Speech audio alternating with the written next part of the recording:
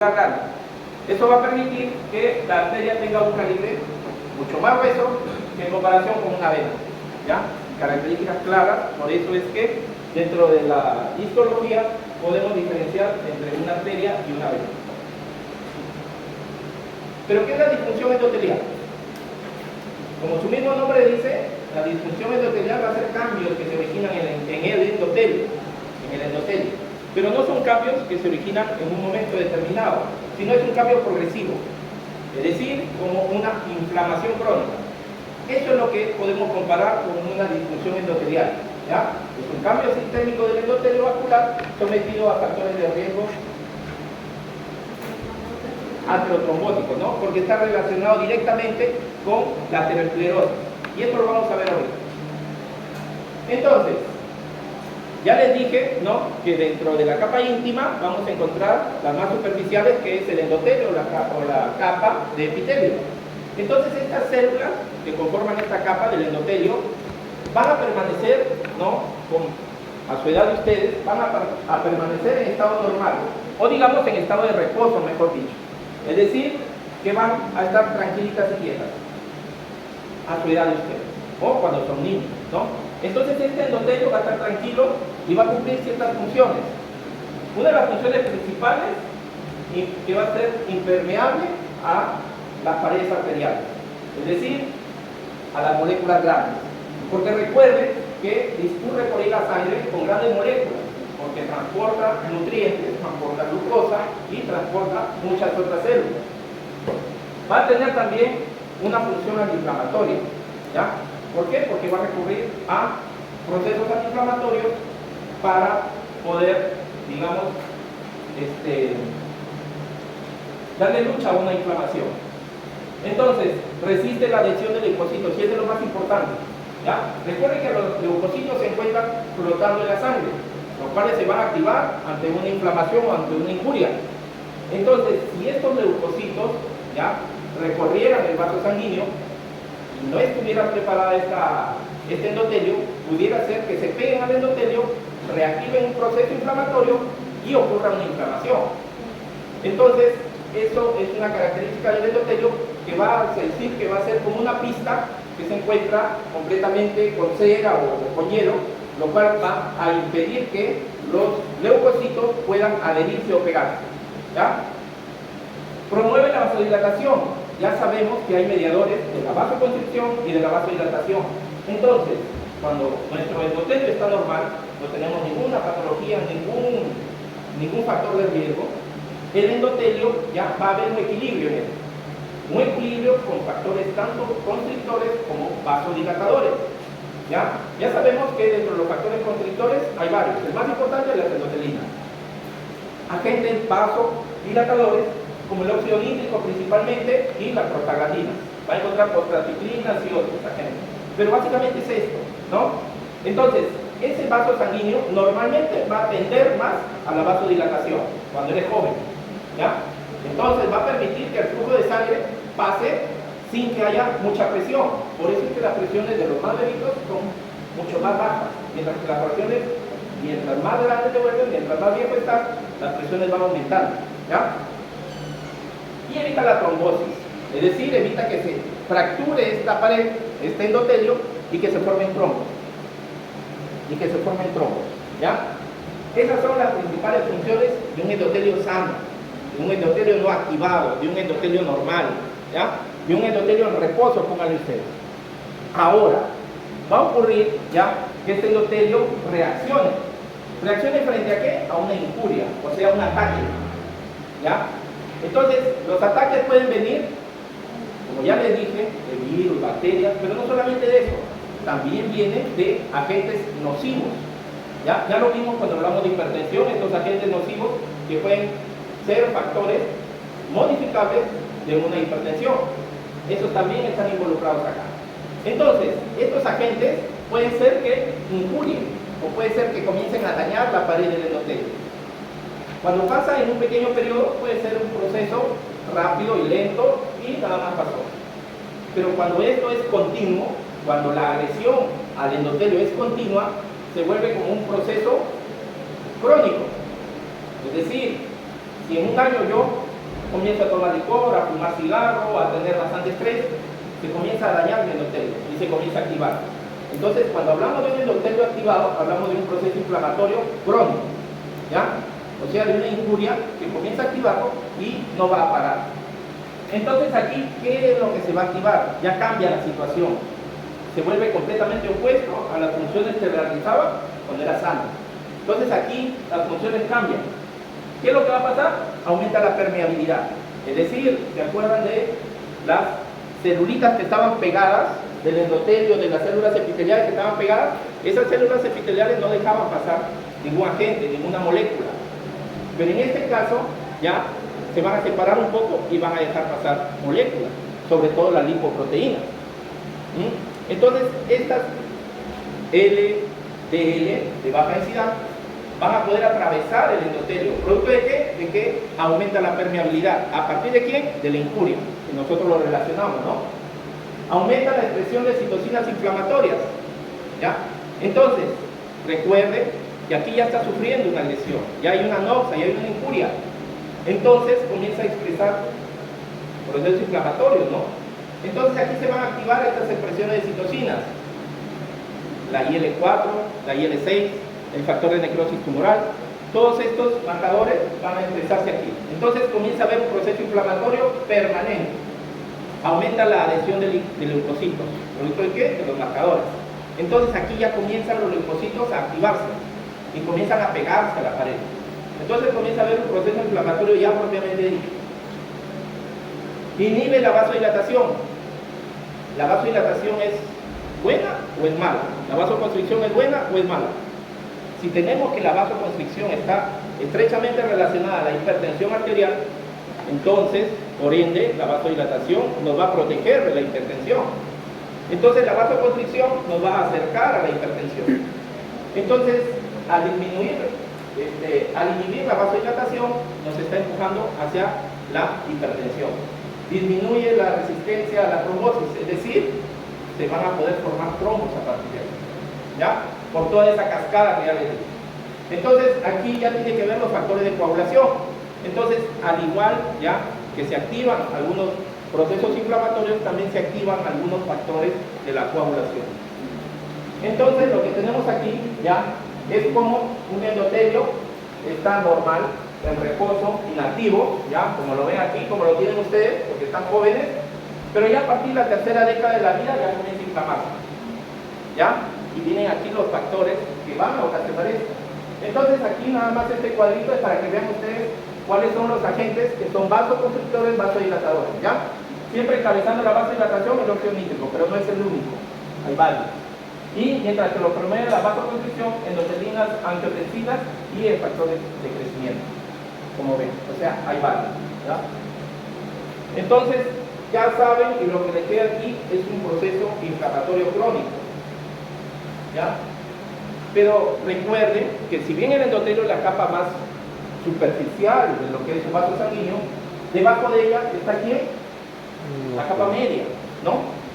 El endotelio, capa íntima, bien delgado, esta base de glucógeno, y debajo de él la capa muscular, la capa media. Entonces, la capa media, la capa muscular, también ejerce un factor muy importante en todo ese proceso de la formación de la aterosclerosis. Entonces, cuando se vence, ¿ya? Cuando se vence este proceso, digamos, de protección que se puede generar en el endotelio, puede pasarse hacia lo que es la capa media muscular. Entonces, cuando llega este proceso a la capa media muscular, vamos a encontrar que en la capa muscular normal, en la capa media, vamos a encontrar que este músculo liso también va a presentar funciones, ¿no? Una función de contractibilidad normal, vasoconstricción, vasodilatación. La producción de la matriz extracelular, es decir, está en constante síntesis de matriz extracelular, lo que le va a permitir dar esa consistencia y esa elasticidad al vaso sanguíneo. Es decir, un vaso es elástico gracias a lo que es este tejido del músculo liso. Normalmente contenido en la capa media. Bueno, eso ya lo sabemos, ¿no? Ahora, entra a un estado activo, un estado posinjuria, donde va a haber aumento de la expresión de citocinas inflamatorias. Entonces, aquí también ayuda a formar más inflamación. Aumenta la síntesis de matriz extracelular. Como ustedes saben, ya lo que se fabrica en cantidades equilibradas está bien, pero cuando ya esto excede la fabricación de esta matriz extracelular, puede llegar a producir a nivel del vaso sanguíneo que disminuya la luz.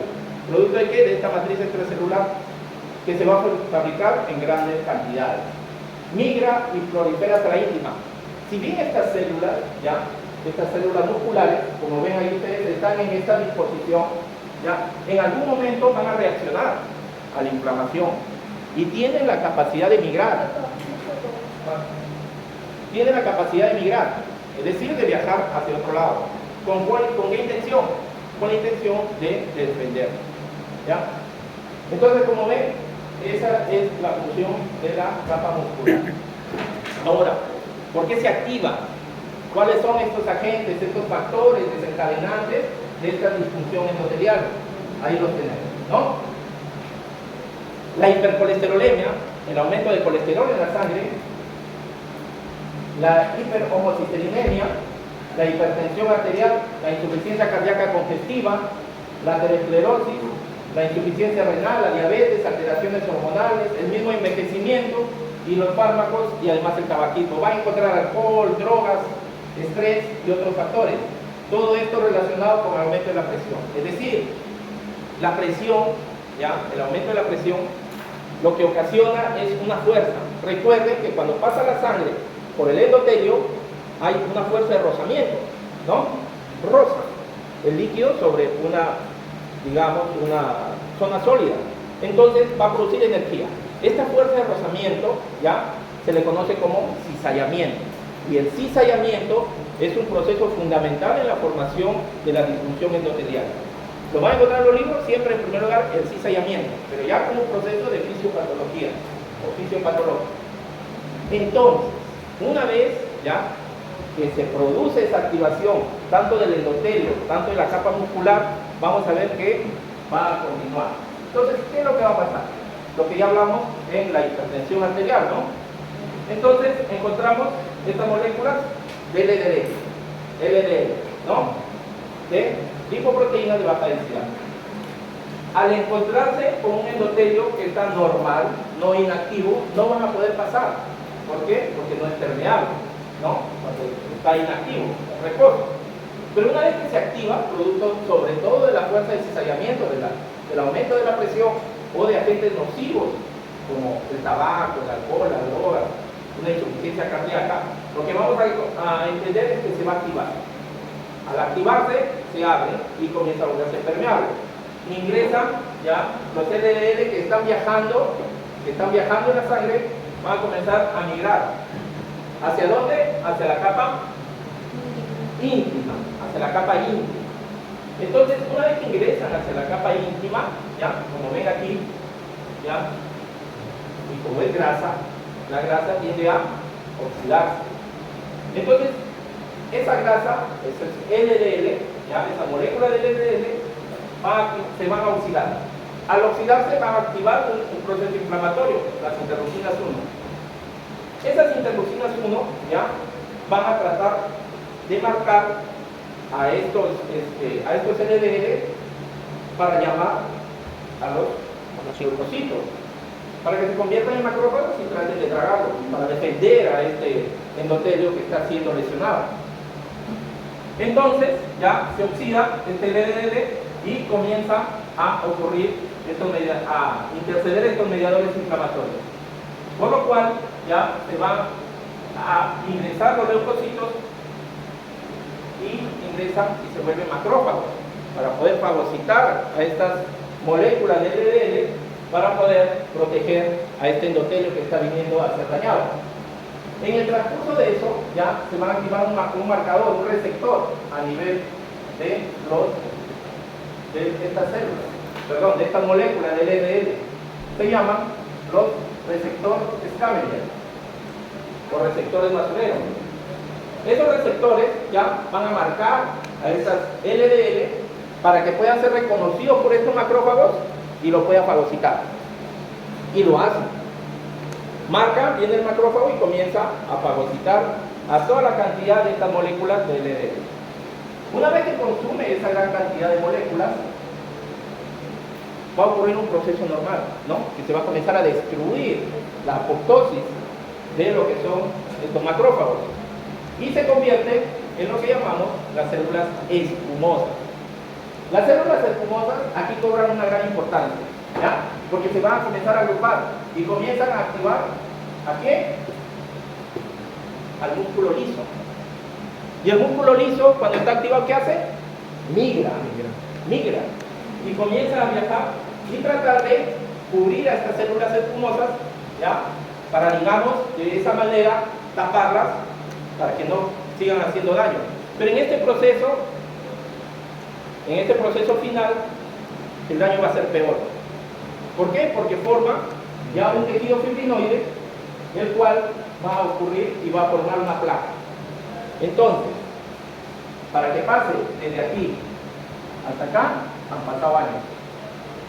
Comienza en la primera década de la vida y a partir ya de la tercera, cuarta década de la vida, dependiendo si el paciente se alimenta bien, hace ejercicio, ya vamos a tener una placa. Si tenemos un paciente gordito, no hace ejercicio, se alimenta mal, vamos a tener ese resultado. Entonces aquí ya vemos una placa propiamente dicha, ¿ya? Entonces este es todo el proceso de aterosclerosis, la formación de un ateroma, ¿ya? Entonces van a encontrar en algunos libros ateroma, aterosclerosis. Aterosclerosis es el proceso, ateroma es el producto final. ¿Ok? Muy bien. Entonces, para que ocurra esto, ya como ven, desde la formación, desde el ingreso de los LDL hacia el endotelio y su paso hacia la capa íntima, va a ocurrir algo. Entonces, aquí, en un primer momento, la disfunción endotelial. Para que comience a formarse placa, tiene que haber disfunción endotelial. ¿Ya? Entonces, ingresa y modifica las lipoproteínas, hay un reclutamiento leucocitario, se activa el proceso inflamatorio, va a comenzarse aquí la progresión de la placa, mediante ¿qué? Las células espumosas, ¿ya? Hay una alteración de síntesis y degradación de la matriz. Eso ya lo vimos que era parte de la función del músculo liso. Y eso es lo que está pasando ahí. Una vez que se forma esta placa, recuerden, va a formarse por dentro lo que es el núcleo, ¿ya? Esta parte interna, que está llena de lo que es células espumosas, músculo liso, ¿ya? Se llama núcleo. Mientras que esta capa que lo recubre, ¿ya? La capa que lo recubre, se lo conoce como membrana o capa. Entonces, va a depender de la estructura para nosotros definir si tenemos una de los dos tipos de placas, la placa estable y la placa inestable. Recordemos que la formación de estas placas ocurren en todo el cuerpo, pero tienen preferencia por algunos órganos, ¿ya? La formación de la placa tiene preferencia por algunos órganos, el corazón, el cerebro y los vasos de los miembros inferiores, ¿ya? Saliendo un poco del tema, ¿no? Una vez nos tocó amputar la pierna, ¿no? Con nivel interno, la pierna de un señor mayor, diabético, hipertenso, sedentario, sin ejercicio, comía lo que quería, el clásico que no hace caso. Entonces era amputarle una pierna porque ya tenía una úlcera muy avanzada, una infección por toda la pierna. Entonces ya no había vuelta atrás, tenía que sacar esa pierna, ¿no? En el proceso de la amputación, ¿no? A manera de docencia, el traumatólogo no es que la sacó, ¿no? Saca con una sierra tipo un cordel, ¿no? La sacó y decía, mírenme, esta es la aterosclerosis. Y era la vena, la arteria safena, perdón, la arteria ilíaca me parece, ¿ya? Era de un calibre amplio. Y metió la pinza y lo sacó así, como una especie de mantequilla, era la grasa, que obstruía ese vaso sanguíneo. Entonces, no es nada del otro mundo, esto se ve. Entonces, esto es cierto. Y eso es lo que pasa en el cuerpo de una persona que no hace o que tiene muchos factores que van a llevarlo a él a producir un ateroma o un proceso de aterosclerosis. Entonces, como ven ahí, ese es prácticamente todo el proceso, ¿no? de Disfunción endotelial, donde se van a formar estas células espumosas y al final lo que vamos a traer es una placa fibrosa. Entonces, esta placa es dura, es fibrosa, tiene un núcleo y tiene una capa, característicos de una placa telomatosa. Y esta es la placa, ¿no? Pero la placa se queda ahí, no. La placa se podría pensar, por dentro tiene vida, ¿ya? Por dentro ocurren otros procesos una vez que se forma la placa. Entonces tenemos una placa con una capa y tenemos aquí lo que es el núcleo. Tenemos que esta placa va a estar en constante trabajo, tanto de síntesis como de degradación. Entonces aquí van a seguir actuando las células musculares, ¿ya? Los músculos. Y van a dar pie a todo este proceso inflamatorio. Al final, ¿qué es lo que va a pasar? Estas células espumosas van a comenzar a destruir y perforar la membrana, la capa, porque la capa es muy importante para lo que va a venir más adelante.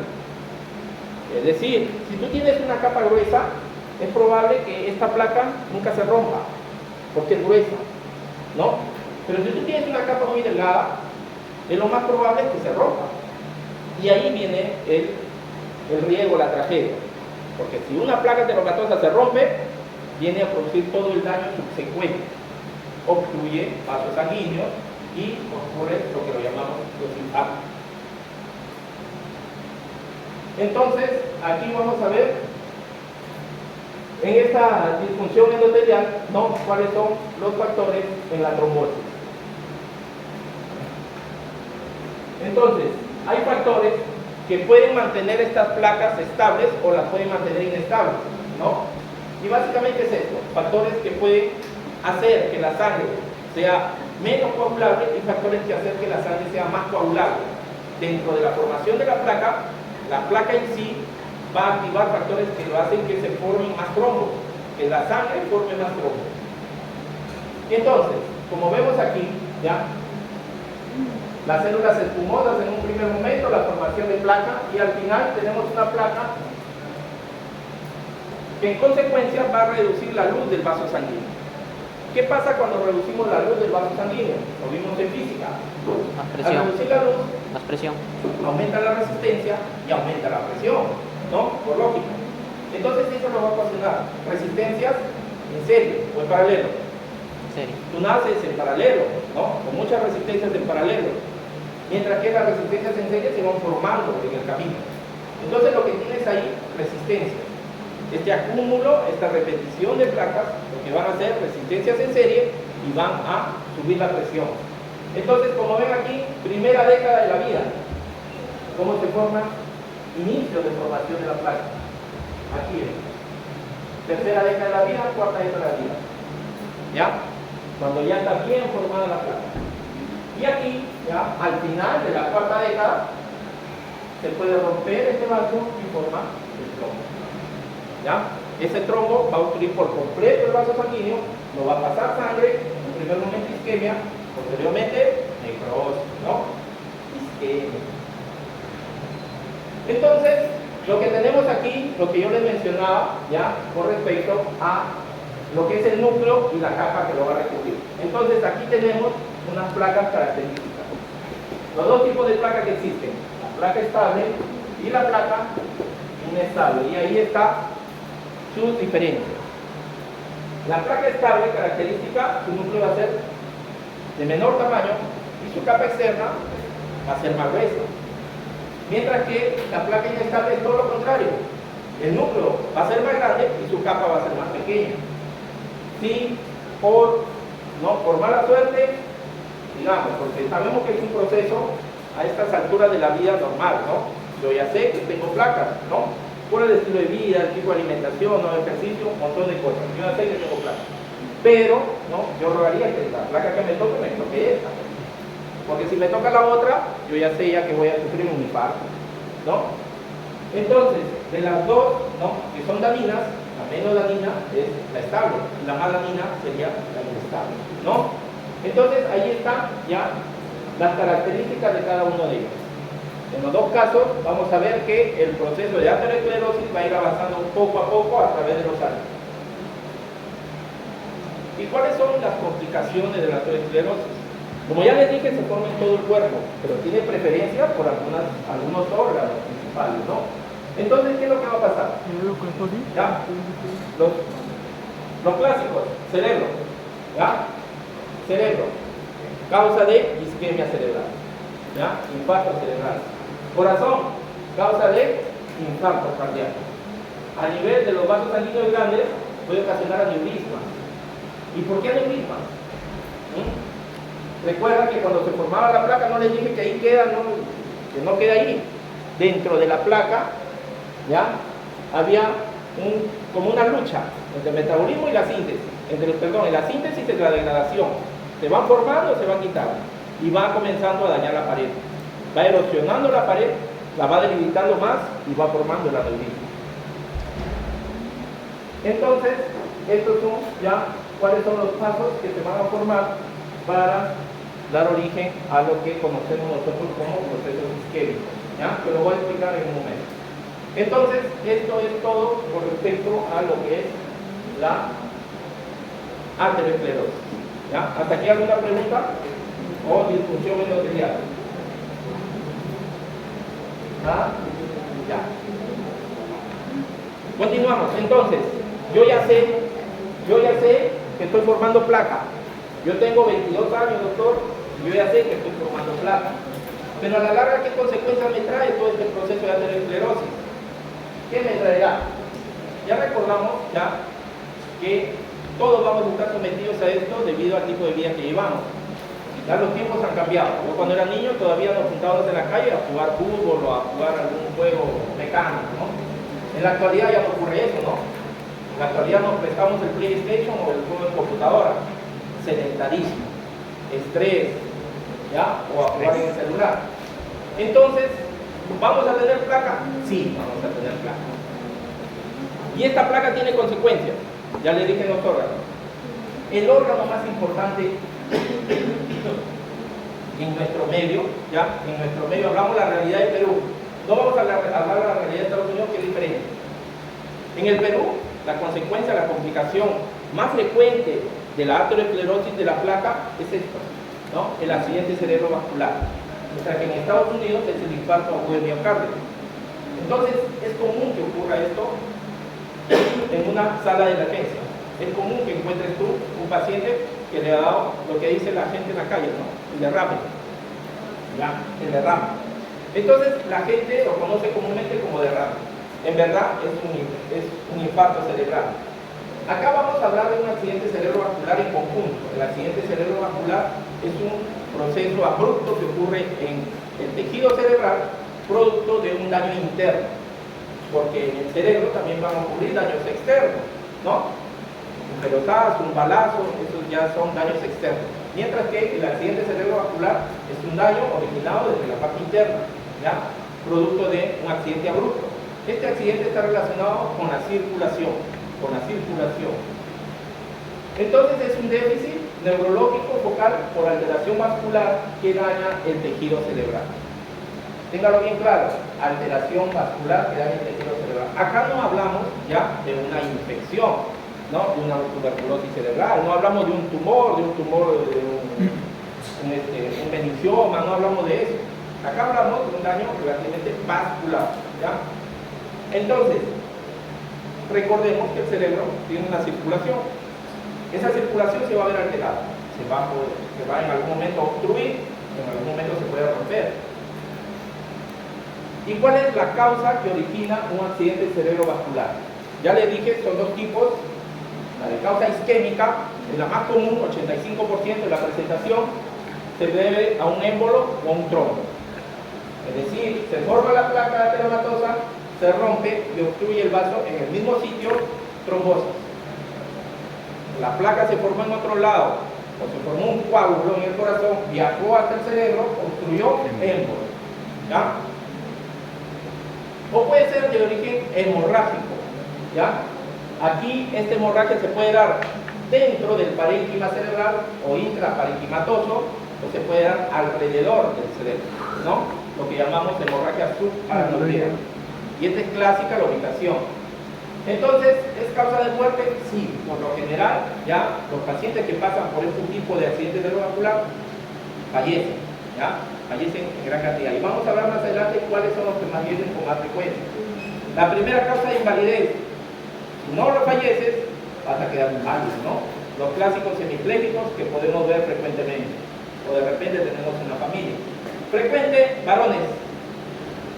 Varones con más frecuencia, ¿no? ¿Se acuerdan de la hipertensión? Varones con más frecuencia. ¿Se acuerdan de la edad de la hipertensión?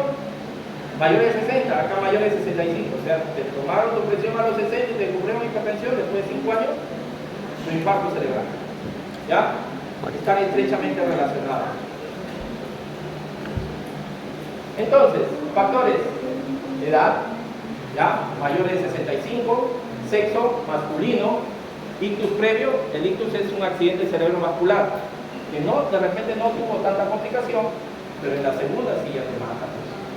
Entonces, es frecuente ya que el paciente venga con síntomas de un infarto cerebral, de un accidente cerebrovascular o un derrame, que le podrían decir, y el paciente no salga victorioso, salga con éxito, ¿no? Se le interna un día, se lo deja en observación 2 o 3 días, y puede ser que el paciente salga normal con sus funciones, se recupere muy bien, ¿ya? Entonces, toda la familia alegre y feliz, ¿no? Porque su familiar está bien, su abuelo, su papá o su tío está bien, se salvó de este derrame. Pero lo que ellos no saben es que le va a volver a repetir. Y cuando repite, por lo general, te mata. Si no te mata el segundo, tengo por seguro que el tercero te va a matar. ¿Ya? Entonces, decirle a la familia, ¿sabes qué? Ya, dale todo el cariño que tenga porque le va a repetir. ¿Sí o sí? ¿Sí o sí, doctor? Es casi seguro que le va a repetir. ¿Sí o sí? No, es casi seguro. Si cambias tu estilo de vida por completo, tomas tu medicamento antiinflamatorio y antiplaquetario, puede ser que mejores. Puede ser que mejores. Pero cambias tu estilo de vida. Ahora, alguien a esa edad, 65 años para arriba, que cambie su estilo de vida, es muy poco probable. Es muy poco probable. ¿Ya? Entonces, está relacionado a un ictus previo. ¿Ya? El ictus previo. Antecedentes familiares, hipertensión, ya vimos los antecedentes familiares anteriormente, pacientes que han tenido ya No creo que llegue. un infarto anterior puede darles un accidente cerebrovascular, ¿no? 80 creo. Hipertensión arterial, diabetes mellitus, síndrome metabólico. Ya saben que la hiperinsulinemia, la resistencia a la insulina, causa trastorno inflamatorio a nivel del endotelio. Y eso nos lleva a la formación más rápida de placa. Entonces, un diabético, por lo general, va a tener más tendencia a formar placa teromatosa y al final termina con eso. El tabaquismo, ¿no? La presencia de la nicotina, del tabaco. Cardiopatías, no necesariamente con hipertensión, ¿no? Puede ser un paciente con coartación de aorta, puede ser un paciente con un trastorno de una arritmia cardíaca, una taquiarritmia. Un paciente así, por lo general, forma trombos, forma coágulos, y pueden estos viajar y alojarse en el cerebro y terminan con accidente cerebrovascular. Hipercolesterolemia, ya sabemos, LDL, esta fracción que es dañina, y las coagulopatías. Si hay más coágulos, hay más émbolos. El coágulo viaja, puede llegar al cerebro y obstruye. ¿Ya? Entonces, como les dije, la presencia a nivel de lo que es el accidente cerebrovascular, en el caso del hemorrágico puede ser intraparenquimatoso, en el parénquima cerebral, o puede ser subaranoideo, ¿no? Subaranoideo, entre la aracnoide y la vía madre. ¿Ya?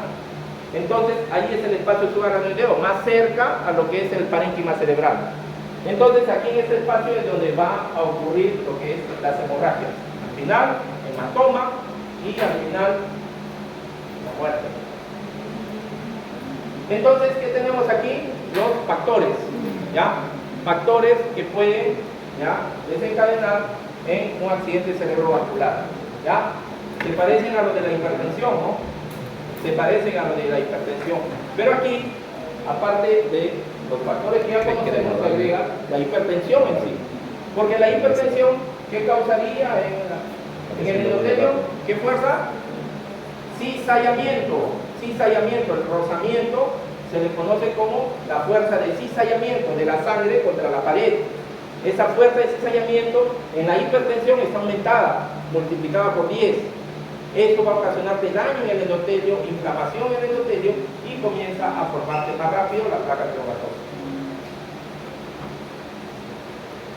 Entonces, existen dos tipos, como ya les dije, la isquémica, ¿ya? Y la hemorrágica. Entonces, el accidente cerebrovascular de tipo isquémico o infarto cerebral, va a ocurrir en un 85% de los pacientes que sufren accidente cerebrovascular. Es decir, de 100 pacientes, 85 van a tener, o la causa va a ser, un trastorno a nivel isquémico, obstrucción. Mientras que solamente un 15% para el hemorrágico, es mucho menos frecuente. ¿Ya? El hemorrágico está relacionado a personas mucho más jóvenes, mientras que el isquémico está relacionado a personas mucho más mayores, adultos mayores, viejitos. ¿Por qué? Porque la placa, como ya les dije, a partir de la cuarta década, quinta década, y a partir de aquí ya comienzan a desprenderse. Para entender un poco más, necesitamos saber cómo es la circulación, ¿no? Yo sé que ustedes lo saben, ¿ya? Cómo es la circulación en el cerebro. Yo sé que todos lo saben, pero nada más les voy a hacer recordar. Entonces, aquí ya sabemos de la arteria carótida común, ¿ya? Que asciende, ya se van a dividir en dos, ¿no? La carótida externa, que va hacia la parte más externa de la cabeza, y la carótida interna. De la carótida interna, que se dirige a irrigar el cerebro, se van a formar dos ramas, ¿no? ¿Cuál es? La cerebral anterior y la cerebral media, ¿no? Mientras que si nos vamos al sistema vértebro-basilar, que se va a depender de la subclavia, vamos a ver que vamos a tener dos, la derecha y la izquierda, las arterias vertebrales que van a ascender y se van a fusionar, se van a unir en la arteria basilar. Basilar, por eso es el sistema vértebro-basilar. Este sistema vértebro-basilar también tiene importancia, porque da algunas ramas para lo que es el tronco cerebral, el bulbo y todo eso, el cerebelo. Pero asciende este sistema vértebro-basilar y va a formar, ¿qué arteria? La cerebral posterior, ¿ya? Se va a dirigir, ¿no?, a lo que es el lóbulo occipital y va a formar lo que se llama el polígono de Willis, que lo tenemos por acá, ¿ya? El polígono de Willis. Y el polígono de Willis es importante, ¿ya? Porque nos va a dar a conocer dónde se presentan mayormente estas patologías. Entonces tenemos que entender ya que en el polígono de Willis, como ya sabemos, ya las arterias vertebrales forman el sistema vértebro-basilar, arteria basilar, la posterior y la comunicante, ¿ya? La anterior con su comunicante anterior, las arterias cerebrales medias y la arteria cerebral posterior con sus comunicantes. Entonces, aquí es donde uno tiene que saber ya que el cerebro, el tejido cerebral, necesita un flujo constante de sangre, la cual le va a aportar el oxígeno y los nutrientes, y la glucosa, ¿no? Ya sabemos, ¿para qué? Para que complete sus funciones metabólicas que necesita. Entonces, para que el tejido cerebral sobreviva, necesita 60 mililitros por 100 miligramos, por 100 gramos por minuto. Ese es el flujo sanguíneo normal que va a necesitar el cerebro para poder funcionar. Cuando este flujo sanguíneo cerebral disminuye por debajo de 12 mililitros por 100 gramos por minuto, ya vamos a encontrar una lesión a nivel del tejido irreversible. O sea, vamos a encontrar un infarto, ¿ya? En el tejido, o necrosis del tejido. Entonces aquí ya no hay vuelta atrás.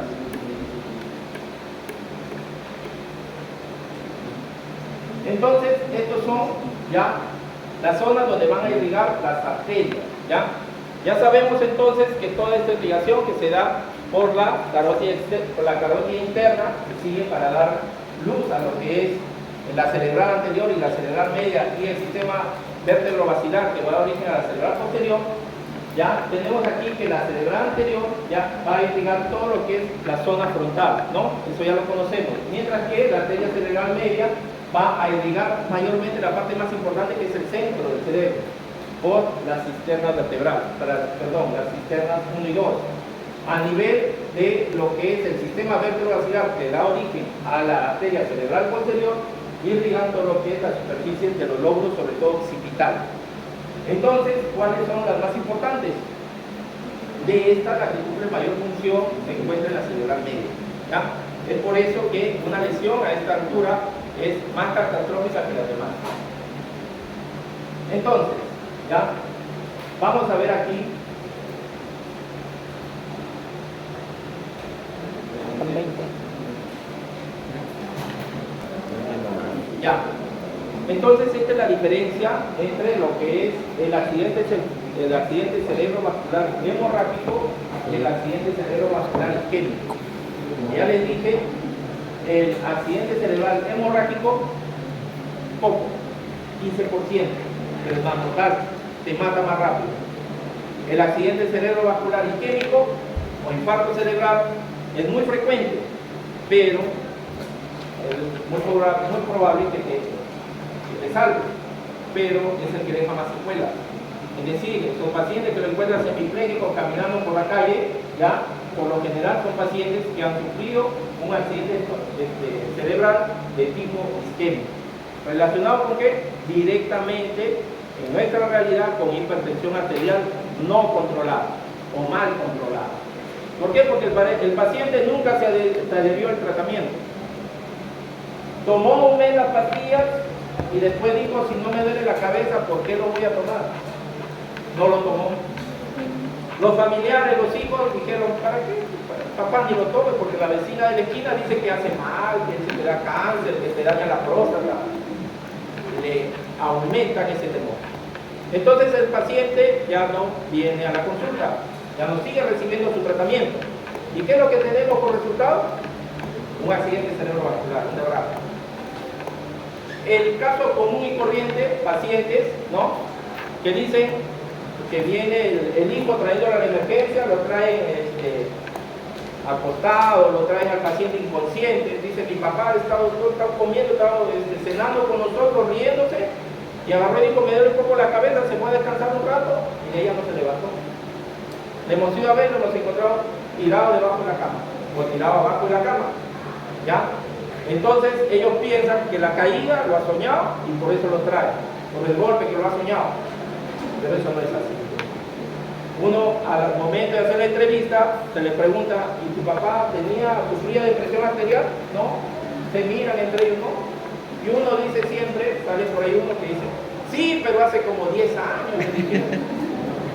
Y de esos 10 años hasta hoy, ¿toma su medicamento? No, pues sí causaba, no le dolía nada. ¿Ah? El asesino silencioso, ¿no? Aquel que va por tu espalda, te mata y nadie sabe nada. Porque no tomaste el medicamento, no cambiaste tu estilo de vida saludable. ¿Y qué es lo que va a pasar? Vamos a hablar primero del accidente cerebrovascular de tipo isquémico. El accidente cerebrovascular de tipo isquémico está directamente relacionado a la aterosclerosis, a la formación de la placa, a la formación del trombo. Entonces ya sabemos que para que se forme la placa o el trombo tiene que pasar muchos años. Entonces, igual, la misma fisiopatología de la formación de la placa.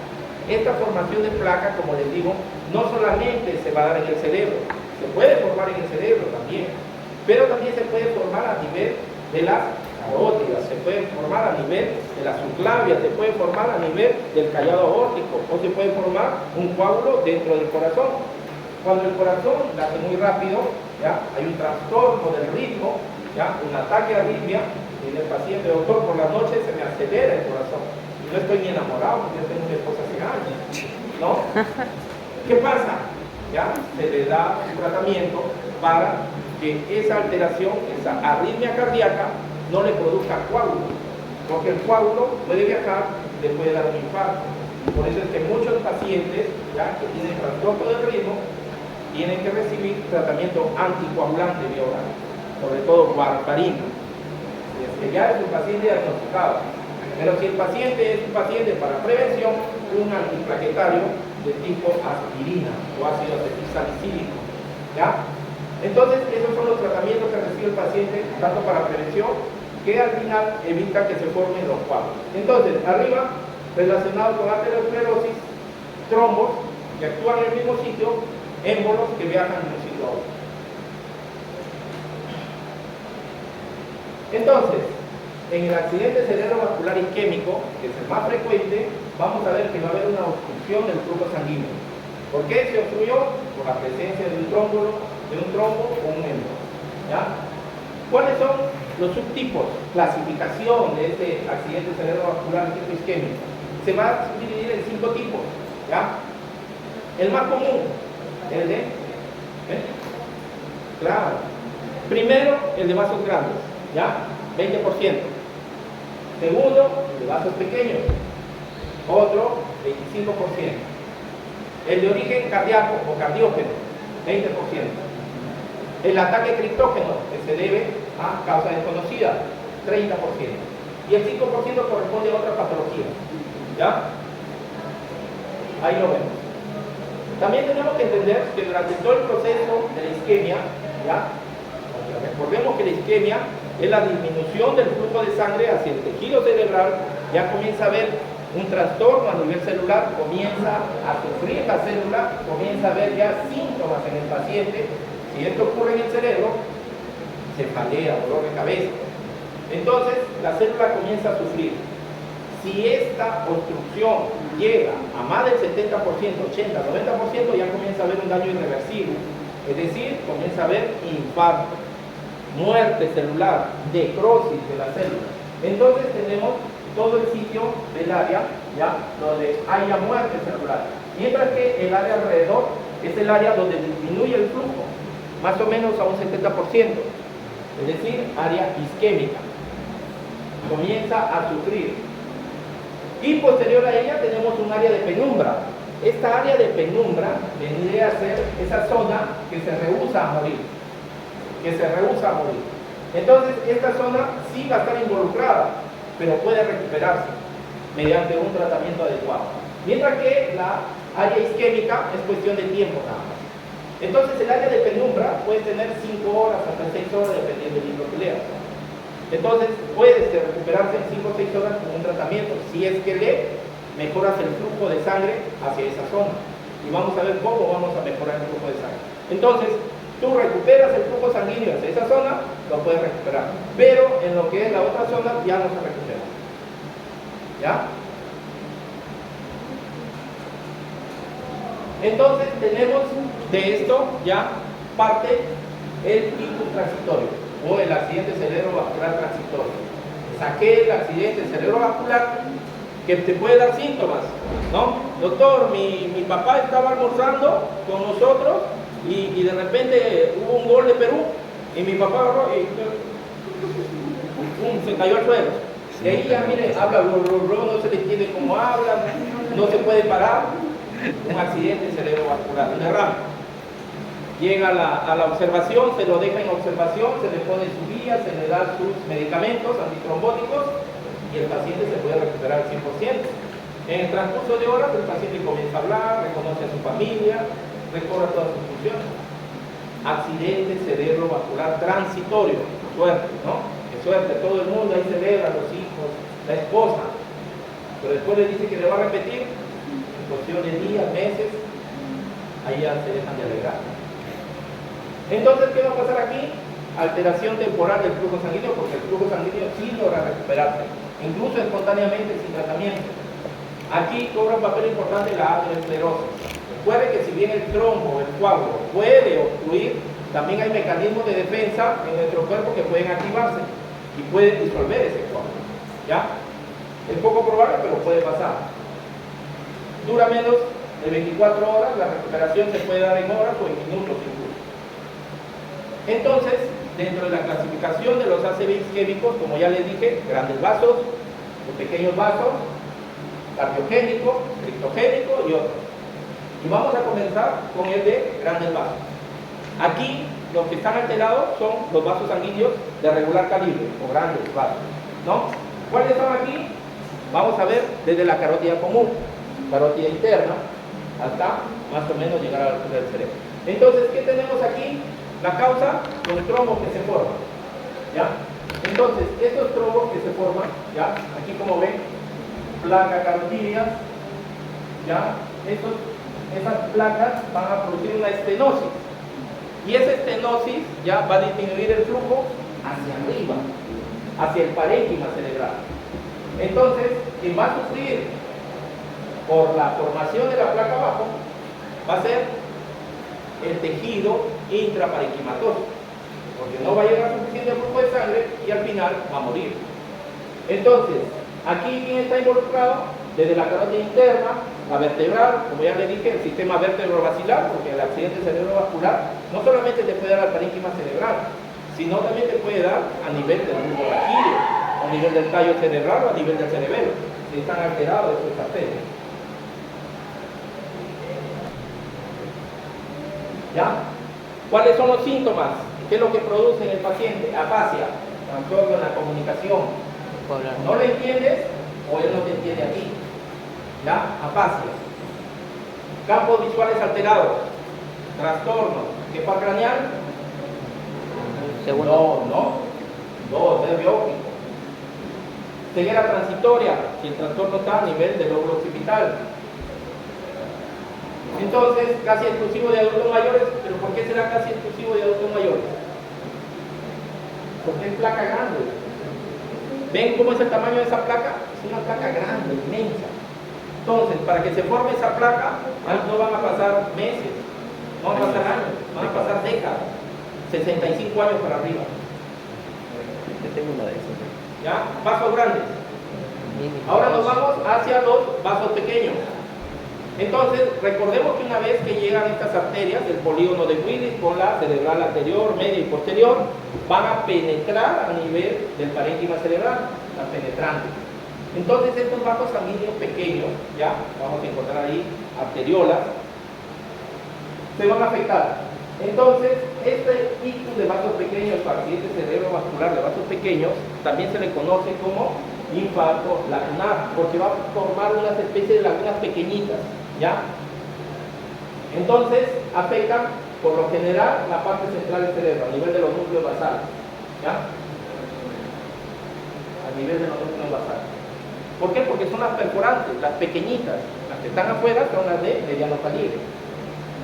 Entonces, causas básicas: embolia, que se forme un émbolo en miembros inferiores, en el pulmón, en el corazón, viaje hasta el cerebro, obstruye esas arterias penetrantes, se forma una zona de isquemia, una zona lacunar. La hipertensión, la enfermedad oclusiva de vasos pequeños, un vasoespasmo. Alteraciones hemáticas, trastorno de la coagulación, el mismo vasoespasmo o microhemorragias, ¿ya? ¿Qué produce? Como está alterada, por más que sea pequeña, la zona más central del cerebro, lo que va a producir casi siempre una hemiplegia motora pura. Recuerda que el anterior de grandes vasos producía afasias, pero en ningún momento mencioné hemiplegia. Esta sí. Entonces aquí sí vas a verlo al paciente, después de meses está vivo, pero caminando de forma hemiplegia. Entonces no va a poder mover su bracito y su piernita, pero está vivo, ¿no? Hemiplegia sensitiva pura, puede caminar todo, pero no lo puede sentir. La sensibilidad cae, ¿ya? El paciente dice, no siento, está adormecido, me quemo, me chanco, me están cortando y yo no siento. Paso al lado de un vidrio, me corto y yo ni lo siento. Disartria, ¿ya? Síndrome de mano torpe, movimientos alterados. Ya, entonces ya hemos visto vasos grandes, vasos pequeños. ¿Qué vemos ahora? Cardiogénico. Entonces aquí, ¿dónde se va a presentar el problema? En el corazón, ¿no? Entonces aquí ya se puede presentar un trombo a nivel ventricular. Esta alteración del ritmo, una fibrilación auricular, puede presentar un coágulo. Entonces se puede romper estas placas o se puede viajar este émbolo, este coágulo, ¿hacia dónde? Hacia el cerebro, y puede obstruir. Entonces, ¿qué es lo que va a pasar? El coágulo sanguíneo viaja desde la zona distal, o sea, desde el corazón o cerca del corazón, y afecta a la arteria, por lo general, la arteria cerebral media. Entonces, habrá que origen, casi siempre el corazón, el hemicardio izquierdo, o por aterosclerosis de las carótidas grandes. El inicio es súbito, ¿ya? En la cardiogénica el inicio es súbito porque la obstrucción es mucho más amplia. Causas, puede ser la fiebre reumática. ¿Qué causa la fiebre reumática del corazón? Valvulopatía mitral, valvulopatía. Entonces la válvula no cierra bien, entonces ¿qué va a pasar? Te va a formar un coágulo, ya el coágulo. Fibrilación auricular, corazón late, ¿no? Lo normal es que lata 70, aquí late 200, 180, fibrilación. Infarto agudo del miocardio, el corazón puede latir menos durante ese episodio o puede latir más, entonces forma un coágulo. Aneurisma ventricular, trastorno a nivel del ventrículo que puede formar un trombo. O una endocarditis, ¿no? Infección por gram positivos, por lo general, o la formación de un ateroma, placa ateromatosa que viaja desde el corazón hacia el tejido cerebral, la circulación cerebral. Entonces, casi siempre, ¿cuál es la afectada? La arteria cerebral media. Forma de presentación, hemiplegia, igual que la anterior.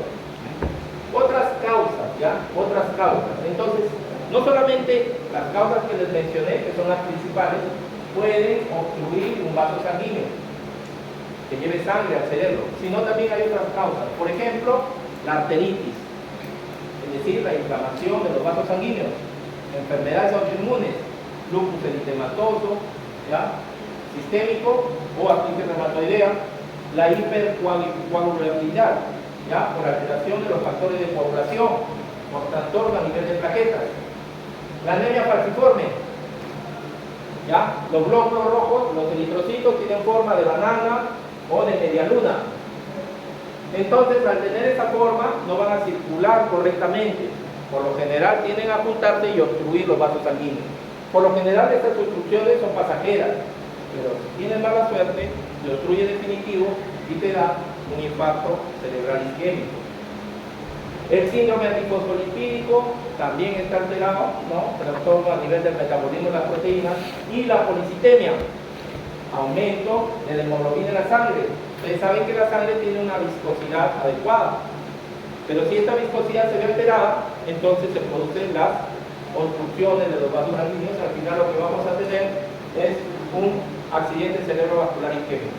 Criptogénica, no se sabe la causa, ¿ya? Entonces ya vimos el accidente cerebrovascular más común, el de tipo isquémico.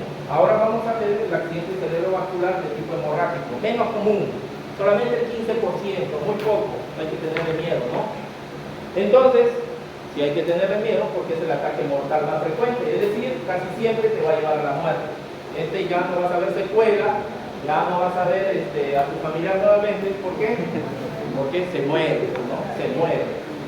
Hay una rotura espontánea de un vaso cerebral, y esto está en duda porque se puede decir espontáneo de un momento a otro, pero en algunos casos puede ser que se presenten algunos síntomas anteriores al infarto, al ACV hemorrágico. Entonces, aquí la hemorragia va a producir, en primer lugar, si sale la sangre del vaso sanguíneo por una rotura de este vaso, se va a formar ¿qué? Un hematoma. Este hematoma va a ocupar un espacio, ¿o me equivoco? Entonces hace efecto de masa, efecto de espacio, va a querer ganar espacio. Al querer ganar espacio va a desplazar al tejido hacia afuera, ¿no? Hacia los costados, hacia la periferia. Y casi siempre termina en herniación. Sale tejido del parénquima por el hueco más grande que tienen ahí, que es el foramen, ¿no? Foramen occipital. Entonces, aquí va a haber edema. Es decir, no solamente hay sangrado, hay una reacción alrededor de esta hemorragia que va a inflamar. Este edema viene consecuente a vasoconstricción, entonces, o espasmo de los vasos adyacentes. ¿Por qué? Porque aquí va a desencadenar, ya mediante mediadores, en este caso de la contracción, va a hacer que los vasos sanguíneos alrededor, por una medida de defensa, se cierren. Esa oclusión de esos vasos de forma fisiológica de defensa empeora el cuadro. Ya tenemos un cuadro donde sale sangre y deja de pasar sangre hacia el tejido que lo necesita, acompañado de esa vasoconstricción, nos va a hacer el cuadro mucho más complejo y peor, mucho más catastrófico. Hay compresión del contenido, ya les dije, al final, herniación. Factores predisponentes, los viejitos, ¿no? Pero también en jóvenes. Entonces es más frecuente en gente tanto de edad avanzada como gente muy joven, ¿ya? ¿Quién ha tenido un familiar que dice murió de repente, no, murió fortuitamente por un aneurisma? El aneurisma es parte de esto, del accidente cerebrovascular hemorrágico, la ruptura de un aneurisma. Entonces, ya en inglés, stroke, ¿ya? El otro en inglés era ictus, este en inglés, stroke, ¿ya? Una ruptura rápida, súbita, que te puede llevar a la muerte, ¿ya? Entonces, ¿qué es lo que va a pasar aquí? En un primer momento se puede romper el vaso sanguíneo, ¿no? Aquí, por ejemplo, tenemos la presencia de un aneurisma. El aneurisma crece, va creciendo por debilidad de su pared y al final se puede romper, ¿ya? A la ruptura de este aneurisma van a salir los glóbulos rojos, los eritrocitos van a salir al parénquima, ¿no? En el hematoma. Esto va a producir que se produzcan, que ingresen aquí hasta allá los mediadores inflamatorios. Los mediadores inflamatorios al final aquí traen a los leucocitos, estos van a fagocitar porque estos eritrocitos se vuelven ya como personas no gratas, se vuelven como agentes extraños para el parénquima, entonces los comienza a destruir. Manda mediadores inflamatorios y lo fagocita a estos eritrocitos, que en esta vez ya se volvieron invasores. Al final mueren estos macrófagos y llevan al medio endotelinas. ¿Qué hace la endotelina? Vasoconstricción, ya vimos, vasoespasmo, radicales libres, ¿ya? Oxidación, citocinas, más inflamación, más daño al tejido. Entonces, al final, ¿qué tenemos? Que aumente el vasoespasmo, ¿ya? Entonces, lo que en un primer momento el sangrado fue dañino para este parénquima, al final tenemos un vasoespasmo que va a ser mucho más dañino para este accidente cerebrovascular. Como ya les dije, ya este tipo de accidente cerebrovascular de tipo hemorrágico, si bien no es frecuente, se presenta en dos tipos, ¿ya? Según el sitio de presentación. Una hemorragia parenquimatosa y una hemorragia subaranoidea, ¿ya? ¿Cuál de las dos será peor? Subaranoidea.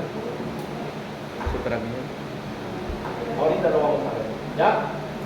La parenquimatosa 10%, la subaranoidea en un 5%, ¿ya? Entonces, ¿qué es lo que va a pasar? ¿Ya? Por ejemplo, la hemorragia parenquimatosa. Aquí vamos a ver que hay ruptura de pequeños vasos lesionados crónicamente. ¿Y quién lo lesiona? Volvemos al comienzo.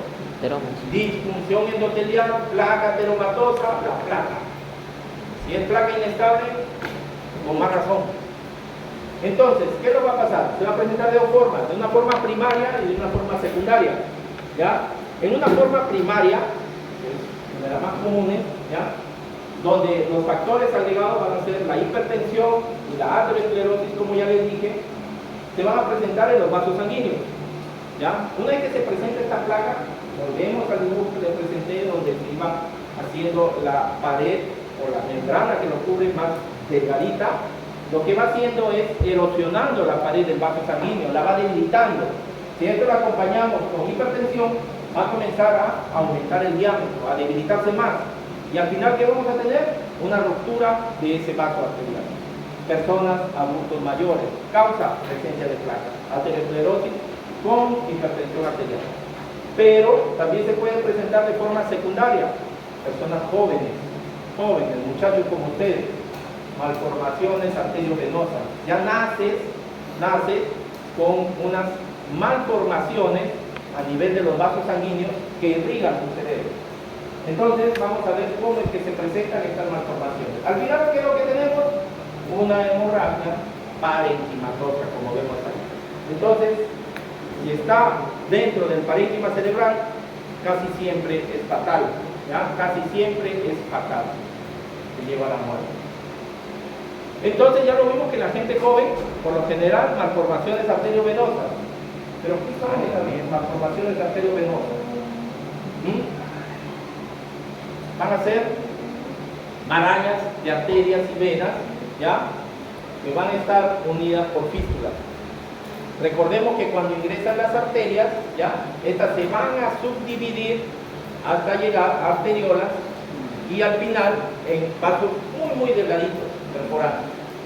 Pero aquí no va a pasar eso. Aquí va a pasar que se van a ocurrir fístulas que van a unir arterias con venas que no son de muy bajo calibre.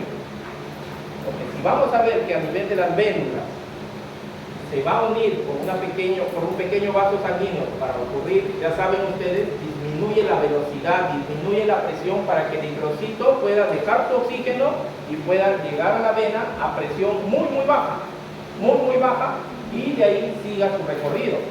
¿Ya? Entonces, eso ya lo hemos visto antes. Llega el eritrocito, deja su oxígeno, tiene que bajar su velocidad al máximo, tiene que bajar su presión, deja su oxígeno y se retira. Pero aquí ni siquiera el eritrocito ni siquiera llega a esas velocidades bajas, ni siquiera va a bajar la velocidad. Sino es que con esto nace la persona, nace con esta maraña, no baja la velocidad, entonces se ocurre una fístula, la unión de una arteriola y una vénula, donde la velocidad va a estar alta y van a hacer esa formación de marañas, donde las paredes de los vasos sanguíneos van a ser muy finas, de tal manera que la capa muscular va a ser insuficiente para poder detener esa presión que tienen estos vasos sanguíneos. Estos no van a soportar el cambio de presión y van a tener tendencia a romperse. Aquí esto nace con la persona, es decir, va a ser un fallo a nivel del desarrollo embrionario. Al momento que desarrolla tu vaso sanguíneo, cuando hablamos de angiogénesis, en el segundo mes de vida, en el primer mes de vida más o menos, ¿cuántos al día? Cardiovascular. ¿Cuándo forma? Tubo cardíaco, masa cardíaca, 21, 22, 23 avos día, ahí donde se forman el corazón, las cavidades y los grandes vasos, ¿ya? 21, 22, 23 días. Entonces ahí es donde se produce una alteración, ¿ya? Ahí hay un trastorno que al final lleva al resultado de una malformación arteriovenosa. Por lo general se rompe antes de los 40 años, gente muy joven, como ustedes, mujeres y hombres por igual. Entonces aquí no discrimina a nadie, a todos por igual, ¿ya? Conforme crece la persona, también van a crecer los vasos sanguíneos, también van a comenzar a alterarse las presiones, porque si es un bebito, sus presiones van a ser muy bajas. Entonces esto, muy poco probable que lo mate. Pero conforme va creciendo y llega a la segunda, tercera década de la vida, se puede romper. Y el paciente va a sufrir un stroke, para los gringos. Entonces estas malformaciones arteriovenosas, cuando el paciente manifiesta el accidente cerebrovascular, va a presentar unos síntomas. Pero antes de ello también el paciente puede presentar unos síntomas. O sea, no es necesario que se rompa para presentar síntomas. Entonces, antes de esto, el paciente puede manifestar cefalea, dolores de cabeza. ¿De tipo qué? De tipo pulsátil, de acuerdo a lo que el corazón late, ¿no? Aumenta las presiones. Entonces, estas cefaleas pueden ser intensas, pero pueden mejorar con el tratamiento farmacológico. Por eso es que hay algunas personas que pueden manifestar, doctor, a mí me duele mucho mi cabeza, pero yo ya sé que cuál tomar, ¿no? Tomo la Dorlis, tomo la Dolocorralán, tomo la migradorixina y me calmo. Entonces ya el paciente dice, ya se tomó su tomografía, su resonancia. No, doctor, me han dicho que es migraña. Bueno. Diagnóstico y tratamiento. Por lo general, ya la angiografía cerebral nos va a permitir ya saber exactamente cuál es el tipo de alteración que está ocurriendo en este cerebro, porque esta persona me está manifestando cefaleas y cefaleas. ¿Qué es la angiografía? ¿Ya? La radiografía tomada con medio de contraste, es decir, al paciente se le inyecta un medio de contraste, ¿ya? El cual va a iluminar sus vasos sanguíneos, se le toma la radiografía y te va a pintar bien bonito ahí todo el recorrido de los vasos sanguíneos. Hay que recordar que todo stroke, todo accidente cerebrovascular va a dar sintomatología cruzada. Es decir, si el daño está en el hemisferio derecho, la hemiplegia va a ser en el lado izquierdo. Igual si es invertido, ¿no? Si el daño es en el hemisferio izquierdo, la sintomatología se va a paralizar en el lado derecho. Ya saben, el entrecruzamiento, anatomía. Entonces, ¿qué es lo que va a pasar aquí? ¿Qué es lo que le damos? ¿Cuál es el tratamiento? Si le logramos ubicar, ¿ya? Si le logramos ubicar la malformación arteriovenosa a tiempo, a tiempo, antes que reviente, porque una vez que revienta ya fue. Entonces, ¿qué es lo que debemos hacer? Podemos hacer un clipado, ya, ingresa, si es que se pudiera ingresar, ¿no?, de forma externa, que se estuviera en una ubicación que se opere a cerebro abierto, se puede ingresar y se clipa, es como un clip, ¿no? Se clipa, o una zona un aditamento especial, ya, que ingresa por acá, por la subclavia, ingresa hacia el cerebro y se puede, desde adentro, se puede mejorar, es como una aspirada, ¿no? Por ahí está su nombre en inglés.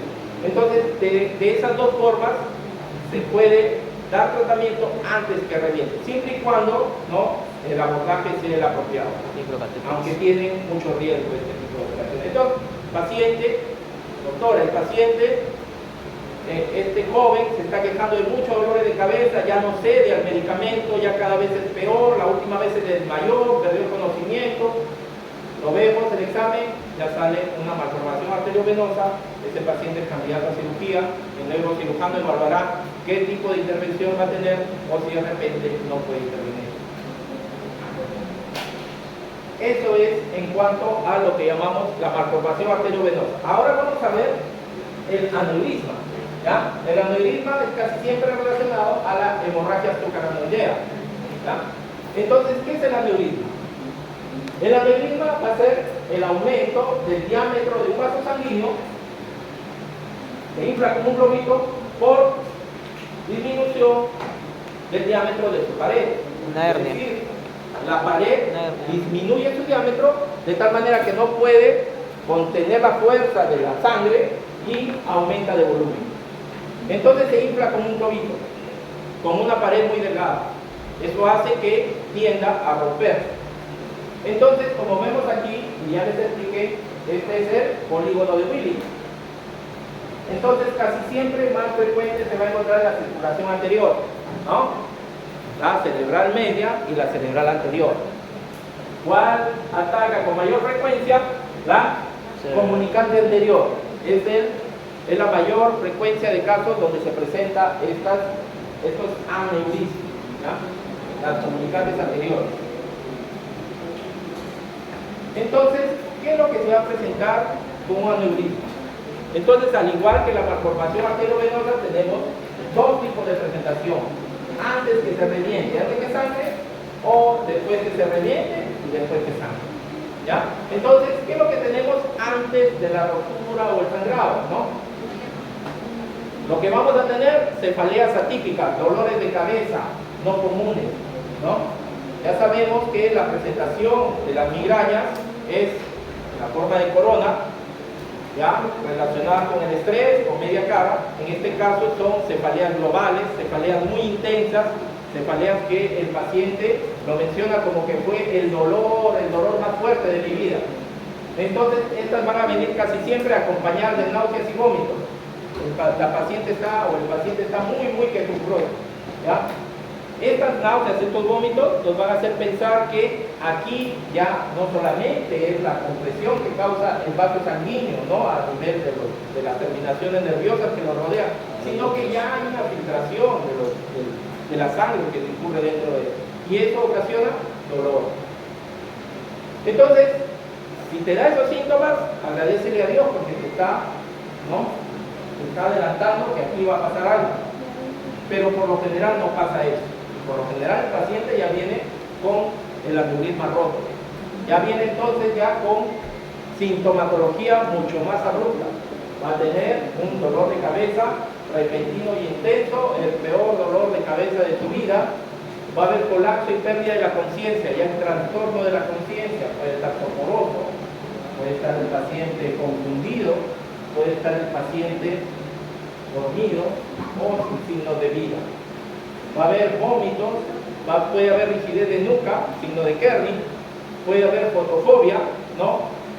No quieren ver para nada la luz, lo llevan con los ojos cerrados a los pacientes.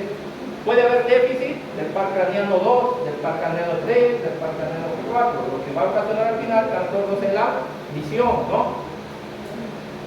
El 2, el óptico, el 3, motor ocular común, 4, papelar. Déficit motor insensitivo puede haber en este paciente, edema cerebral por aumento de la presión intracraneana, disfunción hipofisiaria, hiponatremia, diabetes insípida, lo van a ver más adelante en más clases, ¿ya? Entonces, cuando ataque, si el daño se ocasiona a nivel de la hipófisis, le puede dar esos tipos de patologías, no solamente el trastorno a nivel motor, sino también a nivel de órganos, ¿ya? Perdiendo líquido a montón, ¿ya? Aumenta la diuresis, pierde sodio, pierde líquido y el paciente termina recontra deshidratado y puede morir. ¿Cuál es el diagnóstico de las hemorragias subarachnoideales aneurisma? Siempre hace. Pero ¿ya qué hora termina? ¿Ya me pasé? Sí. ¿Ya lo cortamos? No. Entonces, ¿me voy? Ah. ¿Cuál es el de que ahorita acabamos? Sí, ahorita acabamos. Vayan guardando sus cosas para que salgan corriendo. ¿Ya? Entonces, ¿cuál es el diagnóstico? ¿Ya? Hemorragia, cuando es, hablamos de una hemorragia subarachnoidea por aneurisma, el diagnóstico igual se puede hacer por una angiografía, pero en este caso ya se rompió, ¿ya? Para inyectarle contraste a alguien que está en muy mal estado, ya no es posible. Entonces aquí ya se toma la tomografía axial computarizada, sin contraste, se observa bien, sin contraste. Entonces, si a tu abuelito le da un accidente cerebrovascular y lo llevas a la clínica metropolitana Juan Pablo y te encuentras con uno recién egresado y le dice que le va a tomar una tomografía con contraste, sácalo de ahí, ¿ya? Sácalo de ahí, porque es sin contraste. Le enseñas tu por todavía, ¿ya? Entonces, aquí, ¿ya? También, si es que no se logra ubicar bien, ahí recién puede ir a la angiotac o a una resonancia magnética que te pueda ayudar. Entonces, ¿ya? Aquí, para el aneurisma, el tratamiento, el primero, si lo logras ubicar a tiempo, o en Estados Unidos se pueden hacer las cirugías muy rápido, cosa que no se hace acá. Un clipado, ¿ya? Clipan el vaso sanguíneo que está sangrando, pero no todo el vaso, sino la zona que está alterada o que está sangrando. Un coil, como unos espirales, como ven aquí, ¿ya? Dentro del cerebro. Entonces, eso puede ayudar al paciente, ¿ya? Ayuda al paciente.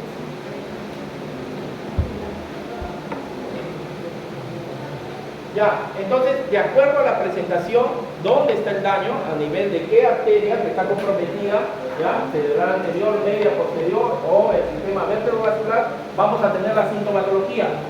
Entonces, cuando daña, por ejemplo, la arteria cerebral media, casi siempre hemiplegia, ¿ya? Casi siempre hemiplegia. ¿Ya? Entonces, ya saben, ven a un viejito por tu casa caminando así de esta manera. Ya saben, arteria cerebral media. Ese es el problema. Lo para por medio camino y le dice, señor, disculpe, arteria cerebral media. Diagnóstico, ¿ya? El diagnóstico. Ya saben, tomografía axial computarizada, angiografía, resonancia magnética que pueden ayudar. Eso es todo, jóvenes. ¿Ya?